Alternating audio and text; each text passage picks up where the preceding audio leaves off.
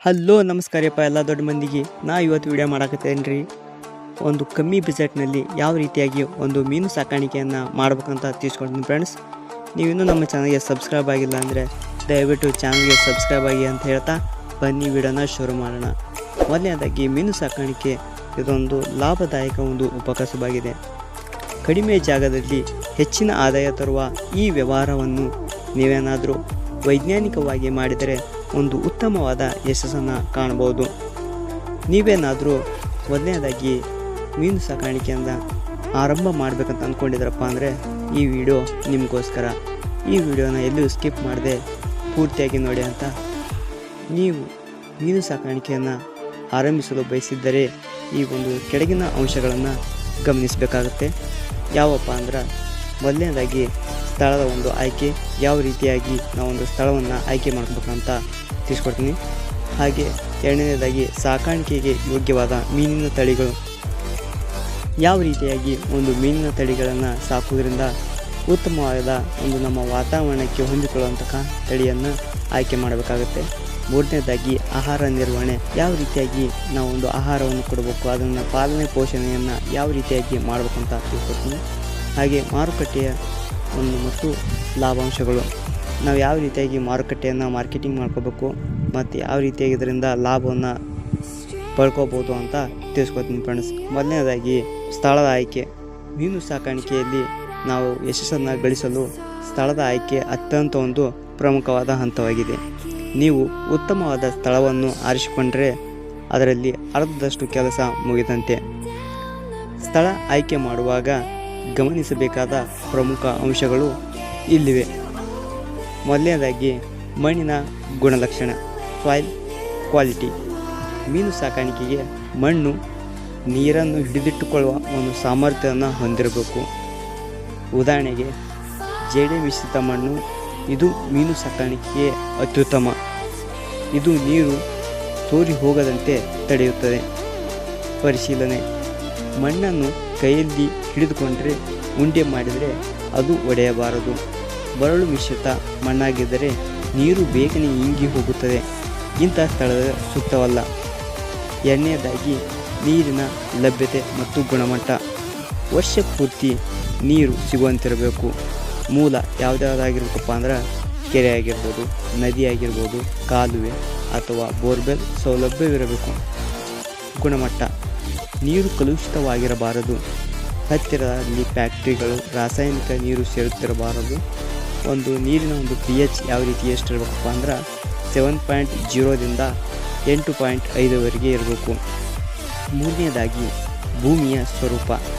ತಗ್ಗು ಪ್ರದೇಶದಲ್ಲಾಗಿದ್ದರೆ ನೀರು ತುಂಬಿಸಲು ಸುಲಭ ಮತ್ತು ಅತಿಯಾದ ಮಳೆ ಬಂದಾಗ ಪ್ರವಾಹ ಬಾರದಂತೆ ಎಚ್ಚರ ವಹಿಸಬೇಕಾಗುತ್ತದೆ. ಭೂಮಿಯು ಸ್ವಲ್ಪ ಇಳಿಜಾರಾಗಿದ್ದರೆ ಕೊಳದ ನೀರನ್ನು ಖಾಲಿ ಮಾಡಲು ಮತ್ತು ಸ್ವಚ್ಛಗೊಳಿಸಲು ಅನುಕೂಲವಾಗುತ್ತದೆ. ಎರಡನೇದಾಗಿ ಸಾಕಾಣಿಕೆ ಯೋಗ್ಯವಾದ ಮೀನು ತಳಿಗಳು. ಯಾವ ಥರದ ಒಂದು ಮೀನಿನ ತಳಿಗಳನ್ನ ಸಾಕಬೇಕು ಅಪ್ಪ ಅಂದ್ರೆ ಮೀನುಗಾರಿಕೆಯಲ್ಲಿ ಒಂದು ಲಾಭದಾಯಕವಾಗಿ ಬೆಳೆಸಬಹುದಾದ ಮುಖ್ಯವಾದ ಮೀನು ತಳಿಗಳು ಯಾವ್ಯಾವಂದ್ರೆ, ಸಾಮಾನ್ಯವಾಗಿ ನಮ್ಮಲ್ಲಿ ಸಿಹಿ ನೀರು ಅಂದರೆ ಫ್ರೆಶ್ ವಾಟರ್ ಮೀನು ಸಾಕಾಣಿಕೆ ಹೆಚ್ಚು ಜನಪ್ರಿಯವಾಗಿದೆ. ಪ್ರಮುಖವಾಗಿ ಕಾರ್ಪ್ ಮೀನು. ಇವು ಭಾರತದಲ್ಲಿ ಅತಿ ಹೆಚ್ಚು ಸಾಕಾಣಿಕೆ ಮಾಡಲು ಬಳಸತಕ್ಕಂಥ ತಳಿಗಳಾಗಿವೆ. ಇವು ಏನಪ್ಪ ಅಂದರೆ ವೇಗವಾಗಿ ಬೆಳೆಯುತ್ತವೆ ಮತ್ತು ಮಾರುಕಟ್ಟೆಯಲ್ಲಿ ಇದಕ್ಕೆ ಒಂದು ಉತ್ತಮವಾದ ಬೇಡಿಕೆ ಇವೆ. ಎರಡನೇದಾಗಿ ಕಾಟ್ಲಾ ಮೀನು. ಇದು ನೀರಿನ ಮೇಲ್ಪದರದಲ್ಲಿ ಆಹಾರ ಸೇವಿಸುತ್ತದೆ. ಇದರ ತಲೆ ದೊಡ್ಡದಾಗಿದ್ದು ಅತಿ ವೇಗವಾಗಿ ಬೆಳೆಯುವ ತಳಿಯಾಗಿದೆ. ಹಾಗೆ ರೋಹು ಮೀನು. ಇದು ನೀರಿನ ಮಧ್ಯಪದರದಲ್ಲಿ ಆಹಾರ ಹುಡುಕುತ್ತಾ ಇದು ತಿನ್ನಲು ಬಹಳ ರುಚಿಕರವಾಗಿದ್ದು ಗ್ರಾಹಕರ ಮೊದಲ ಆಯ್ಕೆಯಾಗಿದೆ. ಇನ್ನು ಮೃಗಾಲಯ ಮೀನು. ಇದು ನೀರಿನ ತಳಭಾಗದಲ್ಲಿ ವಾಸಿಸುತ್ತದೆ ಮತ್ತು ಅಲ್ಲಿರುವ ಕೊಳೆತ ಪದಾರ್ಥಗಳನ್ನೆಲ್ಲ ಸೇವಿಸುತ್ತದೆ. ಎರಡನೇದಾಗಿ ವಿಲಾಯತ್ ಕಾರ್ಪ್ ಮೀನುಗಳು. ಸ್ಥಳೀಯ ತಳಿಗಳು ಜೊತೆಗೆ ಈ ಕೆಳಗಿನ ತಳಿಗಳನ್ನು ಬೆಳೆಸುವುದರಿಂದ ಇಳುವರಿಯೊಂದು ಹೆಚ್ಚಿಸಬಹುದು. ಹುಲ್ಲುಗೆಂಡೆ ಮೀನು, ಗ್ರಾಸ್ ಕ್ರಾಪ್. ಇದು ನೀರಿನಲ್ಲಿರುವ ಕಳೆ ಮತ್ತು ಹುಲ್ಲುಗಳನ್ನು ತಿಂದು ಬೆಳೆಯುತ್ತದೆ. ಜಲಸಸ್ಯಗಳ ನಿಯಂತ್ರಣಕ್ಕೆ ಇದು ಒಂದು ಉತ್ತಮವಾಗಿದೆ. ಇನ್ನು ಬೆಳ್ಳಿಗೆಂಡೆ ಮೀನು ಸಿಲ್ವರ್ ಕಾರ್ಪ್. ಇದು ನೀರಿನಲ್ಲಿರುವ ಪಾಚಿ, ನಾವೇನಾದರೂ ಕಪ್ಪೆ ಹಣಸು ಅಂತ ಕರಿತೀವಲ್ಲ, ಅದನ್ನು ಸೇವಿಸಿ ಬದುಕ್ತವೆ.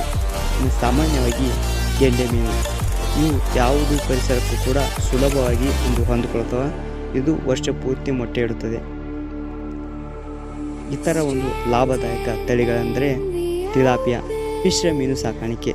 ಕಾಟ್ಲಾ, ರೋಹು ಮತ್ತು ಮೃಗಾಲಯ ತಳಿಗಳನ್ನು ಒಂದೇ ಹೊಂಡದಲ್ಲಿ ಸಾಕುವುದರಿಂದ ನೀರಿನ ಎಲ್ಲ ಪದರಗಳ ಆಹಾರ ಬಳಕೆಯಾಗಿ ಗರಿಷ್ಠ ಲಾಭ ಸಿಗುತ್ತದೆ.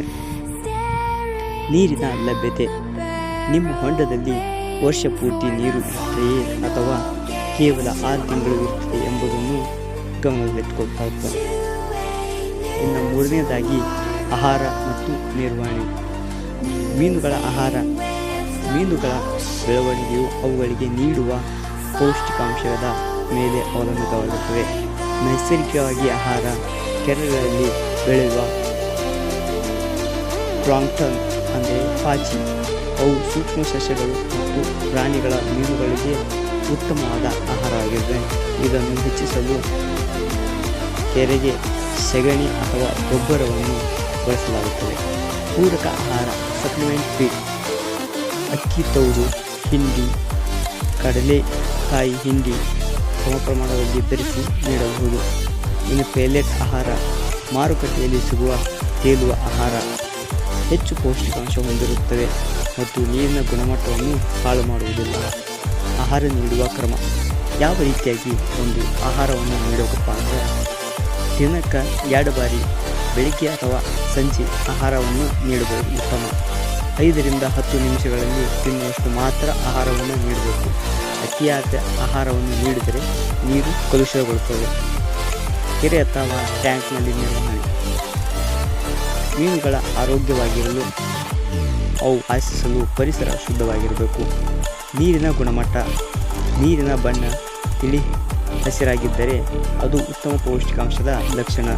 ನೀರು ಅತಿಯಾದ ಗಾಢ ಹಸಿರು ಅಥವಾ ವಾಸನೆ ಬರುತ್ತಿದ್ದರೆ ಕೂಡಲೇ ಆ ನೀರನ್ನು ಬದಲಾಯಿಸಬೇಕು ಅಥವಾ ಶುದ್ಧೀಕರಿಸಬೇಕು. ಆಮ್ಲಜನಕದ ಮಟ್ಟ. Oxygen level in water.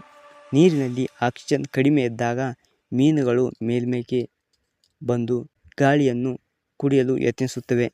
ಈ ಸಂದರ್ಭದಲ್ಲಿ ಏರೇಟರ್ ಬಳಸಿ ಅಥವಾ ನೀರನ್ನು ಬಡಿಯುವುದು ಉಪಯುಕ್ತ. ಸುಣ್ಣದ ಬಳಕೆ.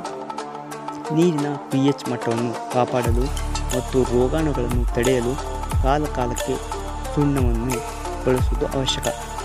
ತ್ಯಾಜ್ಯ ವಿಲೇವಾರಿ.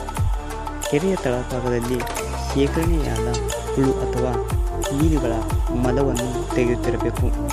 ಮೂರನೇದಾಗಿ ರೋಗವನ್ನು ನಿಯಂತ್ರಣಕ್ಕೆ ಮುನ್ನೆಚ್ಚರಿಕೆಯನ್ನು ವಹಿಸಬೇಕಾಗುತ್ತೆ. ಮೀನುಗಳ ಮೈಮೇಲೆ ಬಿಳಿ ಚುಕ್ಕೆ ಅಥವಾ ರೆಕ್ಕೆ ಕೊಳೆಯುವುದು ಅಥವಾ ಈಜುವಿಕೆಯಲ್ಲಿ ವ್ಯತ್ಯಾಸ ಕಂಡುಬಂದರೆ ತಕ್ಷಣ ತಜ್ಞರ ಸಲಹೆ ಪಡೆಯಿರಿ. ಹೊಸ ಮೀನುಗಳು ಹಳೆಯ ಮೀನುಗಳ ಜೊತೆಗೆ ಬಿಡಲು ಮೊದಲು ಅವುಗಳನ್ನು ಪೊಟ್ಯಾಷಿಯಂ ಪರಮಾಣು ದ್ರಾವಣದಲ್ಲಿ ಅದ್ದಿ ಕ್ವಾರಂಟೈನ್ ಮಾಡುವುದು ಉತ್ತಮ. ಲಾಭಾಂಶಗಳು. ಈ ರೀತಿ ಮೀನು ಸಾಕಾಣಿಕೆ ಮಾಡೋದ್ರಿಂದ ಲಾಭ ಯಾವ ರೀತಿಯಾಗಿ ಪಡಿಬೋದಪ್ಪ ಅಂತ ತಿಳಿಸ್ಕೊಡ್ತೀವಿ. ಹೆಚ್ಚಿನ ಲಾಭಾಂಶ, ಹೈ ಪ್ರಾಫಿಟ್.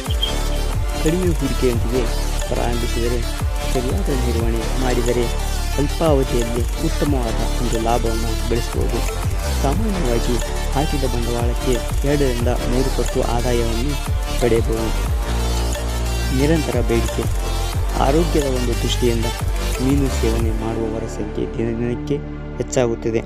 ಪ್ರೋಟೀನ್ ಅಂಶ ಹೆಚ್ಚಾಗಿರುವುದರಿಂದ ಮಾರುಕಟ್ಟೆಯಲ್ಲಿ ಮೀನಿಗೆ ಯಾವಾಗಲೂ ಕೂಡ ಹೆಚ್ಚಿನ ಬೇಡಿಕೆಯಲ್ಲೇ ಇರುತ್ತದೆ. ಮೂರನೇದಾಗಿ ಕಡಿಮೆ ಜಾಗ ಮತ್ತು ಹೆಚ್ಚು ಉತ್ಪಾದನೆ. ಬಯೋಫ್ಲಾಕ್ ಅಥವಾ ಈ ಆಧುನಿಕ ತಂತ್ರಜ್ಞಾನವನ್ನು ಬಳಸುವ ಮೂಲಕ ಸಣ್ಣ ಟ್ಯಾಂಕ್ಗಳಲ್ಲಿ ಕೂಡ ಹೆಚ್ಚಿನ ಮೀನುಗಳನ್ನು ಸಾಕಿ ಲಾಭವನ್ನು ಪಡೆಯಬಹುದಾಗಿದೆ. ಇಷ್ಟೆಲ್ಲ ಮಾಡಿದರೆ ನೀವು ಉತ್ತಮವಾದ ಮೀನು ಸಾಕಾಣಿಕೆಯಲ್ಲಿ ಅತ್ಯಂತ ಲಾಭವನ್ನು ಪಡಿಬಹುದಾಗಿರುತ್ತದೆ. ಈ ವಿಡಿಯೋ ನಿಮಗೆ